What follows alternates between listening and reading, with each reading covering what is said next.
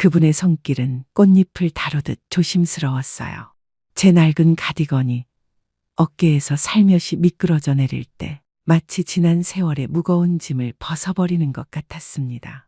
그분의 눈빛을 바라보고 있으니 마음이 온통 달아올랐어요. 혼자 살면서 잊고 있었던 감정들이 물밀듯이 밀려왔습니다. 누군가를 원하는 마음, 누군가에게 기대고 싶은 마음, 누군가와 하나가 되고 싶은 마음. 그런 원초적인 감정들이 제 안에서 춤을 추고 있었어요. 그날 밤 저는 처음으로 혼자가 아니라는 느낌을 받았습니다. 안녕하세요. 제 이름은 윤미옥입니다. 올해 69살이 되었어요. 사람들은 노년의 삶이 평화롭고 안정적이어야 한다고 생각하죠. 자식들의 보살핌 속에서 평생 모아둔 노후 자금으로 여유롭게 살아가는 모습을 상상합니다. 하지만 현실은 어떤가요? 많은 노인들이 외로움에 시달리고 경제적으로 힘겨운 상황에 놓여 있습니다. 저 역시 그중 한 명이었어요. 저는 평범한 주부였습니다. 남편과 함께 두 아이를 키우며 그럭저럭 살았어요. 남편은 중소기업에 다니다가 은퇴 후 치킨집을 시작했습니다. 처음에는 잘 되었어요. 아이들도 대학에 보내고 강남은 아니지만 서울 변두리의 작은 아파트도 장만했죠. 그때만 해도 노후에 대한 걱정은 별로 없었습니다. 그런데 인생이란 게 어디 뜻대로 되나요? 남편이 갑작스럽게 세상을 떠났어요. 심장마비였습니다. 하루아침에 모든 것이 바뀌었죠. 더 큰 충격은 그 후에 찾아왔습니다. 남편이 사업을 하면서 여기저기 보증을 서주고 빚을 내서 운영했던 거였어요. 제가 전혀 모르는 거액의 빚이 있었습니다. 가슴이 찢어지는 것 같았어요. 하루아침에 모든 것을 잃었으니까요. 친척들도 처음엔 위로해 주더니 보증을 서준 부분 때문에 피해를 입게 되자 저에게 등을 돌렸어요. 형님이 이런 일을 어떻게 할 수 있어요? 라며 원망하기 시작했죠. 그렇게 저는 홀로 남겨졌습니다.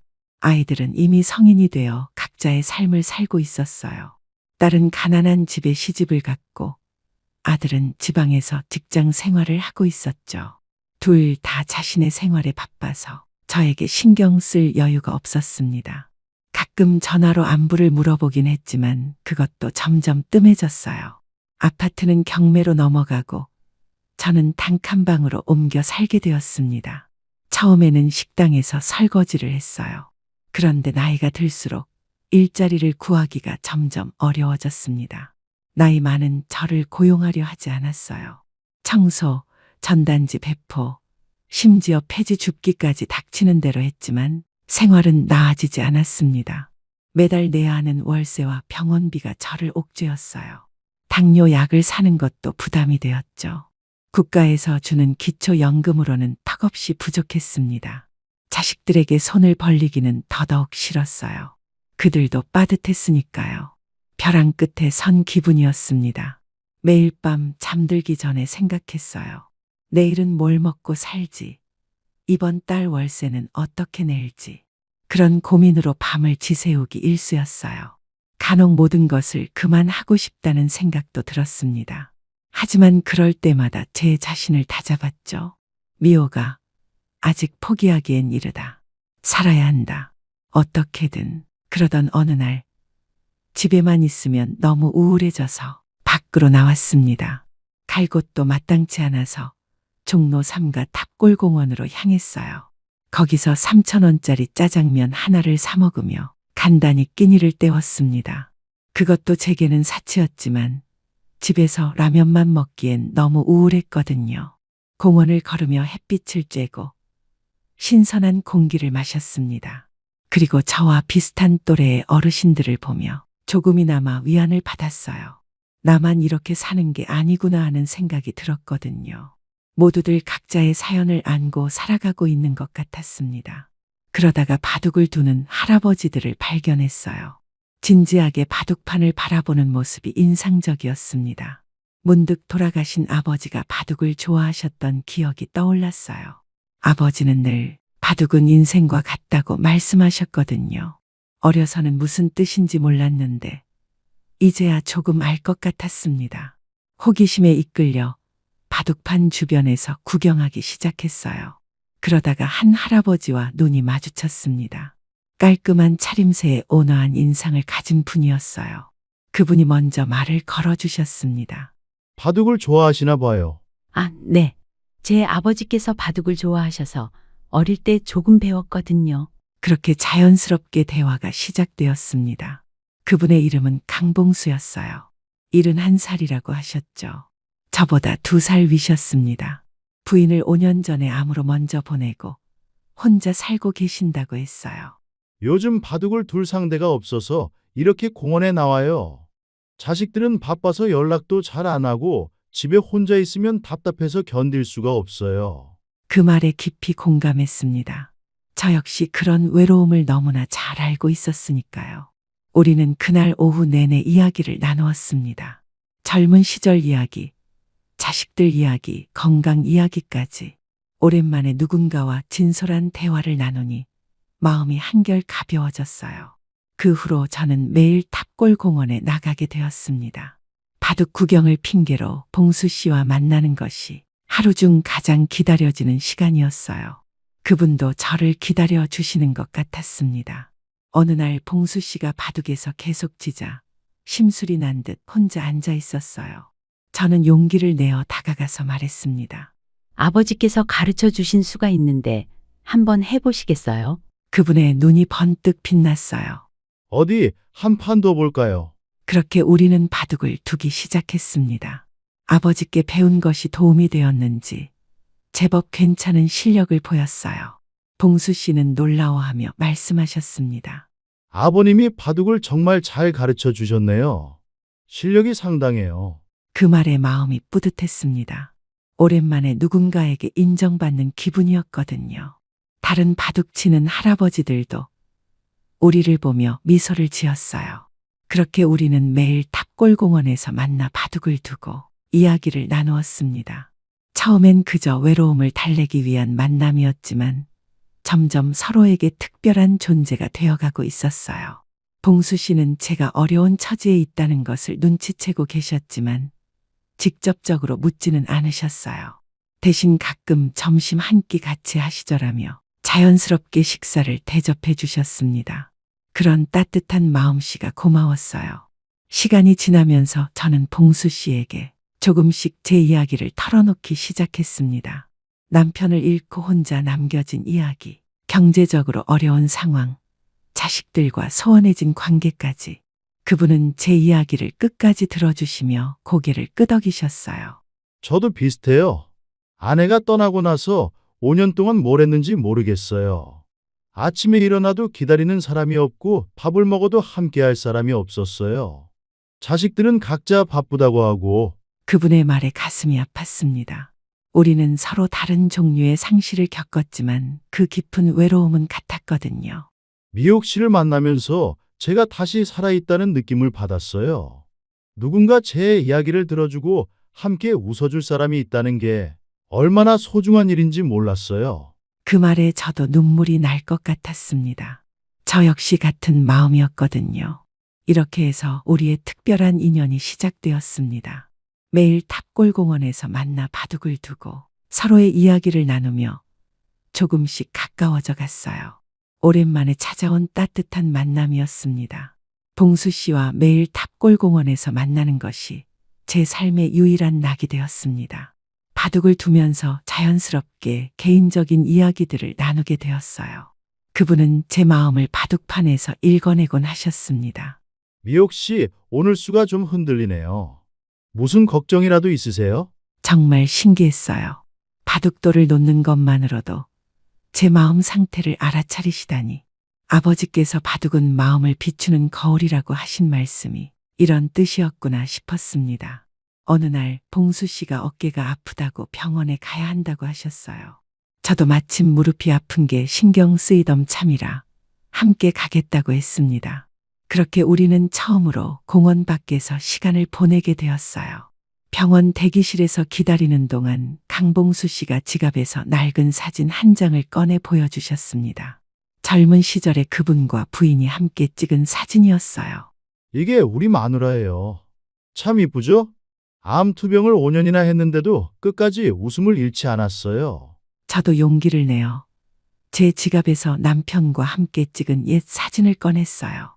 그렇게 우리는 서로의 과거를 공유하기 시작했습니다. 미옥 씨, 혹시 고향이 어디세요? 전라도 순천이에요. 봉수 씨는요? 세상에, 저도 순천이에요. 정말 신기하네요. 같은 고향 사람이라는 것을 알고 나니 더욱 친근하게 느껴졌어요. 마치 오랜 친구를 만난 것 같은 기분이었습니다. 병원 검진을 마치고 나오는 길에 봉수 씨가 조심스럽게 말씀하셨어요. 미옥 씨, 혹시 시간 되시면 차 한잔 하고 가실래요? 오늘 같은 고향 사람이라는 것도 알았고 기념으로. 그 제안이 자연스럽게 느껴졌어요. 우리는 병원 근처 조용한 다방으로 갔습니다. 거기서 커피를 마시며 더 깊은 이야기를 나누었어요. 어느새 해가 저물고 있었습니다. 미옥 씨, 저 이런 말씀 드려도 될까요? 요즘 매일 공원에서 당신을 만나는 게 제 하루 중 가장 기다려지는 시간이에요. 그분의 진솔한 고백에 가슴이 두근거렸습니다. 저 역시 같은 마음이었거든요. 저도 그래요. 그날 밤 봉수 씨는 더 이상 망설이지 않으셨어요. 조심스럽게 제 손을 잡으시며 말씀하셨습니다. 미옥 씨, 혹시 저희 집에서 차라도 한 잔 더 하고 가시면 어떨까요? 아직 헤어지기 아쉬워서요. 그분의 목소리는 떨리고 있었어요. 저 역시 마찬가지였습니다. 가슴이 두근거렸습니다. 봉수 씨의 집은 작은 원룸이었어요. 정갈하게 정리되어 있었지만 어딘지 쓸쓸한 느낌이 들었습니다. 벽에는 돌아가신 부인과 함께 찍은 사진이 걸려 있었고 혼자 사는 남자의 삶이 고스란히 느껴졌어요. 부인분 사진이네요. 정말 아름다우셨겠어요. 고마워요. 그 사진을 보면 외로움이 덜해져서 계속 걸어두고 있어요. 차를 마시며 이야기를 나누다 보니 어느새 밤이 깊어졌어요. 집에 돌아가야 한다는 생각이 들었지만 몸이 쉽게 움직여지지 않았습니다. 봉수 씨도 저를 보내기 아쉬워하시는 것 같았어요. 미옥 씨, 너무 늦었는데 혹시 괜찮으시다면 여기서 주무시고 가시면 어떨까요? 제가 바닥에서 자고 미옥 씨는 침대를 쓰면 될 것 같아요. 아니에요. 그런 건 안 돼요. 하지만 제 목소리에는 확신이 없었어요. 사실 저도 이 따뜻한 공간을 떠나고 싶지 않았거든요. 혼자 돌아가면 또다시 외로운 밤을 보내야 했으니까요. 봉수 씨는 제 마음을 알아차리신 것 같았어요. 조심스럽게 다가오셔서 제 손을 잡으셨습니다. 미옥 씨, 저는 당신이 필요해요. 이렇게 솔직하게 말하는 게 부끄럽지만 오랜만에 누군가와 함께 있고 싶어요. 그 순간 제 마음속 마지막 방어막이 무너졌어요. 저 역시 같은 마음이었거든요. 남편을 잃고 나서 이렇게 간절하게 누군가를 원한 적이 없었는데 봉수 씨 앞에서는 모든 것이 달랐어요. 가슴 깊은 곳에서 오랫동안 꽁꽁 얼어붙어 있던 무언가가 녹아내리는 느낌이었어요. 저도 그래요. 목소리가 떨렸어요. 이런 고백을 할 줄 몰랐거든요.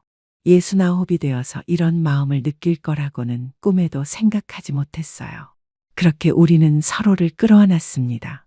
나이 든 몸이었지만 그 속에는 여전히 뜨거운 무언가가 남아 있었어요. 서로의 외로움과 그리움이 만나는 순간이었습니다. 품에 안겨 있으니 마치 시간이 거꾸로 흐르는 것 같았어요. 젊은 시절의 설렘이 다시 살아나는 기분이었죠.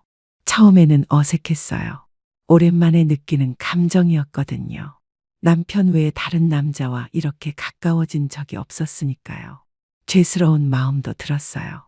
내가 이래도 되는 걸까 하는 생각이 머릿속을 스쳤거든요.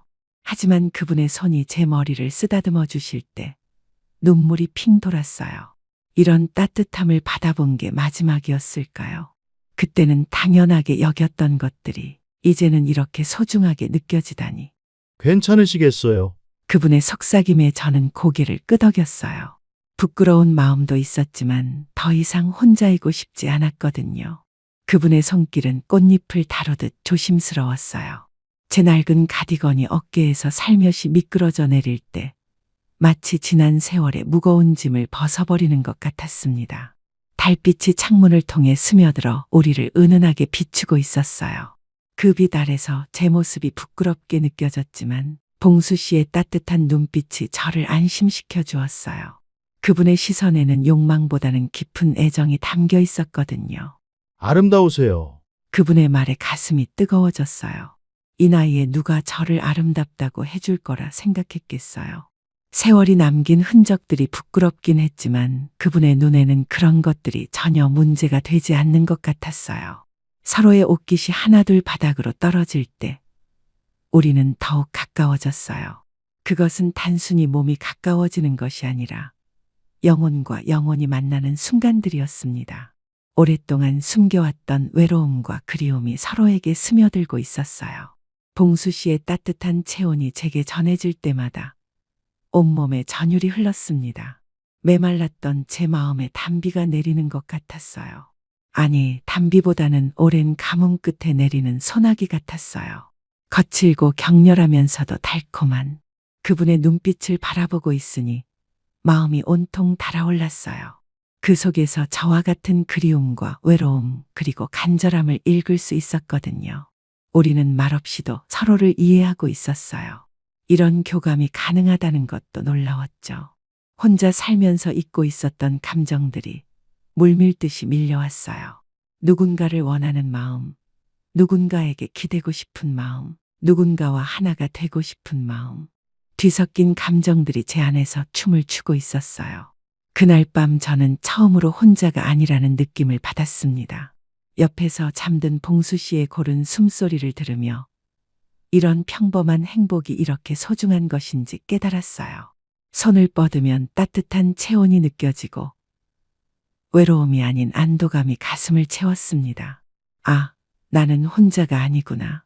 누군가 나를 필요로 하고 나도 누군가를 이렇게 간절히 원하고 있구나. 그런 깨달음에 가슴이 벅차올랐어요.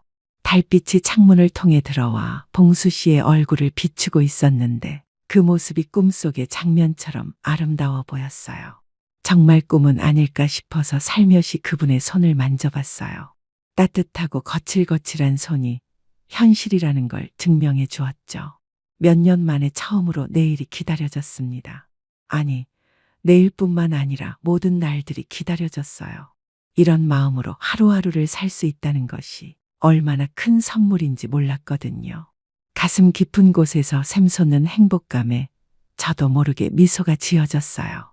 새벽에 잠깐 깨어났을 때 봉수 씨가 저를 바라보고 계셨어요. 잠이 안 오세요? 아니에요. 너무 행복해서 잠이 안 와요. 꿈인지 현실인지 모르겠어요. 그분의 말에 저도 미소가 지어졌어요. 정말 꿈만 같았거든요. 이 나이에 이런 감정을 느낄 수 있다는 것이 신기하고 감사했어요. 아침이 되어 일어났을 때 부끄러운 마음도 들었지만 후회는 없었어요. 오히려 마음이 한결 가벼워진 기분이었습니다. 미옥 씨, 어젯밤 괜찮으셨어요? 네, 오랜만에 편안한 밤이었어요. 그렇게 우리는 더 깊은 관계로 발전하게 되었습니다. 단순히 육체적인 관계가 아니라 서로의 외로움을 진정으로 달래주는 소중한 만남이었어요. 매일 탑골공원에서 만나 바둑을 두고 때로는 함께 병원에 가거나 시장을 보기도 했어요. 다른 바둑 치는 할아버지들도 우리 관계를 눈치채기 시작했습니다. 봉수 씨, 요즘 바둑 실력이 늘었네. 뭔가 좋은 일이라도 있나? 미옥 씨도 요즘 얼굴이 많이 밝아졌어요. 두 분 사이에 뭔가 있는 것 같은데. 그런 놀림에 우리는 부끄러워하면서도 기분이 좋았어요. 숨길 필요가 없다고 생각했거든요. 우리는 서로를 진심으로 아끼고 있었으니까요. 어느 날 봉수 씨가 말씀하셨어요. 미옥 씨, 바둑판을 보면 당신 마음이 다 보여요. 처음 만났을 때는 한 귀퉁이에 몰려서 답답해하는 수를 두더니 요즘은 여유롭게 전체를 보며 두시네요. 정말 그랬어요. 바둑에서도 제 마음의 변화가 나타나고 있었습니다. 예전에는 당장 살아남기 위해 급급한 수만 두었다면 이제는 조금 더 멀리 내다보며 둘 수 있게 되었어요. 봉수 씨 덕분이에요. 혼자 있을 때는 내일 걱정만 했는데 이제는 다음 주, 다음 달도 기대가 되거든요. 그분도 같은 마음이라고 하셨어요. 우리는 서로에게 미래를 꿈꿀 수 있는 이유가 되어 주었습니다. 하지만 행복한 시간은 그리 오래 지속되지 않았어요. 어느 날 평소처럼 탑골공원에서 산책을 하고 있는데 갑자기 남자아이가 우리 앞에 나타났습니다. 할아버지, 봉수 씨가 깜짝 놀라며 돌아봤어요. 그 아이는 강봉수 씨의 손자였습니다. 준호야, 너 여기서 뭐 하냐? 학원 끝나고 친구랑 놀다가 할아버지를 봤어요. 그런데 할아버지, 이 할머니는 누구세요? 순간 제 가슴이 철렁 내려앉았어요. 봉수 씨도 당황하시는 것 같았습니다. 아, 이분은 미옥 할머니야. 할아버지랑 바둑 친구지. 순진한 아이는 아무것도 모르고 밝게 인사했어요. 하지만 저는 마음이 불편했습니다. 이 아이가 집에 가서 할아버지가 할머니와 함께 있었다고 말하면 어떻게 될까요? 며칠 후 정말로 문제가 생겼습니다. 어느 날 평소처럼 탑골공원에서 만나고 있는데 봉수 씨가 심각한 표정으로 말씀하셨어요. 미옥 씨, 어제 며느리가 이상한 질문을 했어요. 요즘 누구랑 있냐고 바둑 친구가 있다면 집에도 초대해 보라고 하더라고요. 그 말에 저는 가슴이 떨렸어요. 며칠 후 더 큰 일이 벌어졌습니다. 그날도 평소처럼 바둑을 두고 있는데 갑자기 봉수 씨의 얼굴이 하얗게 변했습니다. 공원 입구에서 젊은 부부가 우리를 향해 걸어오고 있었습니다. 아버지, 여기 계셨네요. 봉수 씨의 아들과 며느리였어요. 그들의 표정은 심각했습니다. 아버지, 집에서 얘기해요. 할머니께서는 먼저 가보세요. 아들의 목소리는 정중했지만 단호했습니다. 저는 어쩔 줄 몰라 했어요. 강봉수 씨가 저를 바라보며 미안하다는 눈빛을 보내셨어요. 미옥 씨, 먼저 가세요. 제가 가족들과 이야기하고 연락드릴게요. 저는 고개를 숙이며 자리를 떠날 수밖에 없었어요. 뒤에서 들려오는 대화 소리가 신경 쓰였지만 더 이상 들을 수는 없었습니다. 그날 밤은 잠을 이룰 수 없었습니다.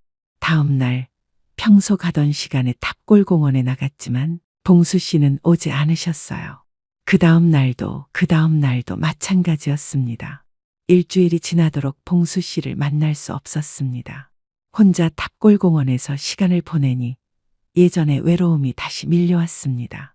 봉수 씨와 함께했던 짧은 시간이 꿈처럼 느껴졌어요. 그러다가 열흘째 되는 날 드디어 봉수 씨가 나타나셨어요. 하지만 얼굴이 많이 수척해져 있었습니다. 봉수 씨, 미옥 씨, 그동안 정말 죄송했어요. 연락도 못 드리고. 괜찮아요. 가족분들과 어떻게 정리되었어요? 그게 참 어려운 상황이에요. 아이들이 우리 관계를 반대하고 있어요. 그 말에 가슴이 아팠습니다. 봉수 씨는 가족과 저 사이에서 고민하고 계셨고 그 무게가 그분을 짓누르고 있었습니다. 결국 그날도 오래 함께 있지 못했어요. 봉수 씨는 가족들이 기다리고 있다며 서둘러 돌아가셨습니다. 저는 혼자 남아 바둑판을 바라보며 한숨만 내쉬었어요. 그렇게 저희의 시련이 시작되었습니다. 그 후로 봉수 씨와의 만남은 이전 같지 않았어요. 가족들의 반대 때문에 그분은 항상 시간에 쫓기는 것 같았고 저는 눈치를 봐야 했습니다. 예전처럼 자유롭게 대화하고 바둑을 둘 수 없었어요. 며칠 후 더 큰 일이 벌어졌습니다. 강봉수 씨가 탑골공원에 나오지 않은 지 사흘째 되던 날 저는 우연히 그분의 며느리를 마주쳤어요. 공원 근처 마트에서였습니다. 할머니, 잠깐만요. 뒤에서 부르는 소리에 돌아보니 강봉수 씨의 며느리가 서 있었어요. 이야기를 나누고 싶었어요. 시간 좀 내주실 수 있을까요? 거절할 수도 없는 상황이었어요. 우리는 근처 카페로 갔습니다. 며느리는 차를 주문한 후 조심스럽게 말을 꺼냈어요. 저희 아버님과 어떤 관계이신지 솔직하게 말씀해 주세요. 저희는 그냥 바둑 친구예요. 정말 그게 다인가요? 아버님이 요즘 많이 변하셨거든요. 며느리의 목소리에는 걱정이 담겨 있었어요. 강봉수 씨를 미워해서가 아니라 정말로 걱정되어서 이런 말을 하는 것 같았습니다. 저는 봉수 씨에게 나쁜 영향을 주려고 한 게 아니에요. 저도 혼자 사는 게 외로워서 공원에 나갔는데 우연히 만나게 된 거예요. 할머니도 혼자 사세요? 네. 남편을 일찍 잃고 자식들과도 연락이 뜸해서 봉수 씨를 만나면서 조금이나마 위로를 받았어요. 며느리는 잠시 말이 없었어요. 제 상황을 이해하려고 하는 것 같았습니다. 할머니 상황은 이해해요. 하지만 아버님이 너무 급작스럽게 변해서 가족들이 당황스러워해요. 특히 남편이 아버지를 걱정하고 있거든요. 그렇다면 어떻게 하면 좋을까요? 솔직히 말씀드리면 만나는 걸 중단해 주셨으면 해요. 아버님 재산을 노리시는 게 아닌가 사실 의심도 되고요. 그 말에 가슴이 무너지는 것 같았어요. 저희가 나쁜 일을 하고 있는 건 아니에요. 그리고 저 돈 필요 없어요. 정말인가요? 하지만 아버님이 너무 의존적이 되시는 것 같아서 걱정돼요. 할머니 못 보면 우울해하시고 밥도 제대로 안 드시고. 며느리의 말이 틀리지 않았어요. 강봉수 씨도 저에게 많이 의존하고 계셨거든요. 저 역시 그분에게 마찬가지였고요. 좀 더 시간을 주시면 안 될까요? 저희도 이 관계를 어떻게 정리할지 생각해 보고 싶어요. 며느리는 한참을 생각하더니 고개를 끄덕였어요. 일주일만 더 기다려 볼게요. 그동안 할머니께서 아버지와 잘 이야기해 주세요. 그렇게 우리는 일주일의 시간을 얻었습니다. 하지만 그 일주일 동안 무엇을 해야 할지 막막했어요. 다음 날 탑골공원에서 봉수 씨를 만나 며느리와 있었던 이야기를 들려드렸어요. 그분은 깊은 한숨을 내쉬며 말씀하셨습니다. 미옥 씨, 미안해요. 제가 가족들을 설득해 보겠다고 했는데 오히려 당신이 더 힘들어지게 했네요. 아니에요. 이해할 수 있어요. 가족이 우선이죠. 하지만 저는 당신을 포기하고 싶지 않아요. 제 나이의 마지막 사랑일 수도 있잖아요. 그분의 말에 눈물이 날 것 같았어요. 저도 같은 마음이었거든요. 그럼 어떻게 하죠? 일주일 후에 답을 달라고 했어요. 봉수 씨는 한참을 생각하시더니 결심한 듯 말씀하셨어요. 미옥 씨, 제가 가족들과 진지하게 이야기해 볼게요. 제 진심을 이해시켜 보겠어요. 그 주말 봉수 씨는 가족 모임을 소집하셨다고 해요. 아들, 며느리 그리고 손자까지 모두 모여서 진솔한 대화를 나누셨다고 하더라고요. 월요일에 만났을 때 봉수 씨가 말씀해 주셨어요. 가족들에게 모든 걸 솔직하게 말했어요. 아내가 떠난 후 5년 동안 어떻게 살았는지, 당신을 만나면서 어떻게 변했는지. 어떤 반응이셨어요? 처음에는 여전히 반대했어요. 하지만 제가 눈물을 흘리면서 이야기하니까 조금씩 이해하는 것 같더라고요. 특히 며느리가 많이 달라졌어요. 정말요? 며느리가 그러더라고요. 아버님이 이렇게까지 간절하게 원하는 일을 막는 게 맞는지 모르겠다고. 다만 조건이 있다고 했어요. 어떤 조건이요? 한번 당신을 정식으로 소개해 달라고 해요. 그래야 안심이 된다고요. 순간 심장이 쿵 내려앉았어요. 봉수 씨의 가족들을 만난다는 것이 얼마나 부담스러운 일인지 모르겠어요. 제가 그런 자리에 어울릴까요? 저는 그냥 평범한 할머니인데. 미옥 씨, 당신은 평범한 할머니가 아니에요. 저에게는 가장 소중한 사람이에요. 부담 갖지 마세요. 결국 그 주말에 봉수 씨 댁에서 저녁 식사를 하기로 했어요. 평생 이렇게 긴장한 적이 없었던 것 같아요. 약속 날짜가 되어 봉수 씨 댁에 갔을 때 가족들이 모두 나와서 맞아주었어요. 생각보다 분위기가 무겁지 않았어요. 안녕하세요. 수진이라고 해요. 며느리가 먼저 인사를 건넸어요. 그리고 손자 준호도 밝게 웃으며 인사했어요. 할머니, 할아버지가 할머니 이야기를 많이 해주셨어요. 바둑도 정말 잘 두신다고 하시더라고요. 저녁 식사를 하면서 자연스럽게 이야기를 나누었어요. 제 과거 이야기, 현재 상황, 그리고 봉수 씨와의 만남까지. 가족들은 생각보다 이해해 주었어요. 아버지가 요즘 정말 많이 밝아지셨어요. 예전에는 집에서도 우울해하시기만 했는데 요즘은 기분이 좋아 보이시거든요. 아들의 말에 강봉수 씨가 부끄러워하며 웃으셨어요. 그래도 걱정되는 부분이 있어요. 두 분 다 나이가 있으시니까 건강 관리를 잘 해주셨으면 좋겠어요. 네, 그럴게요. 저희도 서로 건강을 챙기고 있어요. 그날 저녁 집에 돌아가면서 마음이 한결 가벼워졌어요.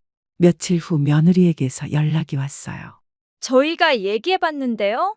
아버지가 정말 행복해하시는 모습을 보니까 반대할 이유가 없다는 생각이 들어요. 다만 건강 관리만 잘해주세요. 그 순간 눈물이 쏟아졌어요. 드디어 당당하게 봉수 씨와 만날 수 있게 된 거였어요. 그 후로 우리의 관계는 완전히 달라졌습니다. 가족들의 축복을 받으며 당당하게 교제할 수 있게 되었습니다. 한 달 후 봉수 씨가 저에게 중요한 제안을 하셨어요. 미옥 씨, 우리 이제 정말 함께 살면 어떨까요? 각자 혼자 사는 것보다 함께 사는 게 훨씬 좋을 것 같아요. 정말 그렇게 해도 될까요? 가족들이 뭐라고 하지 않을까요? 이미 며느리와 상의했어요. 오히려 혼자 있는 것보다 낫다고 하더라고요. 그렇게 해서 우리는 함께 살기로 결정했습니다. 작은 원룸이었지만 둘이 함께 하니 훨씬 따뜻하고 행복했어요. 매일 아침 함께 일어나서 탑골공원으로 산책을 나가고 바둑을 두며 시간을 보냅니다. 이제는 다른 바둑 할아버지들도 우리를 자연스럽게 받아들여 주세요. 봉수 씨, 미옥 씨 오늘도 잘 어울리네요. 정말 좋은 짝을 만났어요. 너무 부러워요. 그런 말을 들을 때마다 가슴이 뿌듯해요. 가장 행복한 순간은 함께 식사를 할 때예요. 예전에는 3,000원짜리 짜장면도 혼자 먹기 어려웠는데 이제는 4,000원짜리 순대국밥을 먹으며 행복해합니다. 함께 먹으니 좋다. 순대국밥이 이렇게 맛있었나요? 정말 그래요. 혼자 먹을 때와는 완전히 다르네요. 작은 것에서 큰 행복을 느끼는 요즘입니다. 돈이 많아진 것도 아니고 특별히 뭔가 달라진 것도 없어요. 하지만 함께할 사람이 있다는 것만으로도 세상이 다르게 보입니다. 봉수 씨의 가족들도 이제는 저를 가족처럼 대해주세요. 명절이나 생일 때면 함께 모여서 식사를 하고 손자는 저를 할머니라고 부르며 따릅니다. 지금 제 나이 69, 봉수 씨는 71예요. 늦은 나이에 찾은 사랑이지만 이보다 더 행복할 순 없을 것 같아요. 혹시 저처럼 외롭게 지내고 계신 어르신들이 계시다면 절대 포기하지 마세요. 언제 어디서 인생의 새로운 기회가 찾아올지 모르니까요. 나이가 들어도 사랑할 권리가 있고 행복할 권리가 있어요. 저와 봉수 씨가 그것을 증명해 드렸죠. 여러분도 모두 행복하세요. 지금까지 제 얘기를 들어주셔서 고맙습니다. 다양한 이야기를 댓글로 작성해 주세요. 여러분의 의견도 궁금합니다. 좋아요와 구독 부탁드립니다. 따봉 모양 버튼을 눌러주세요. 무료입니다. 좋아요와 구독은 영상 제작에 많은 도움이 됩니다. 항상 행복하시고 건강하세요. 고맙습니다.